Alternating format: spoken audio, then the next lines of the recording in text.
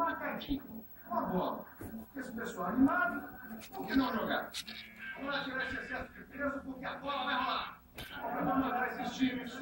Nós chamamos dois treinadores especiais, ídolos do Corinthians. Marcelinho e Bandeira. Tudo bom? Preparado para orientar o time? Eu time todo para frente, igual um minutinho. Vamos matar pela dele. Acho que acabou. Difícil escalar o time. Vai jogar, mano? Pode ser uma amiga aí? Lateral direito, lateral direito, exatamente aqui, onde vai começar a Copa de 14. Começa agora o primeiro jogo do estádio do Corinthians em Itaquera.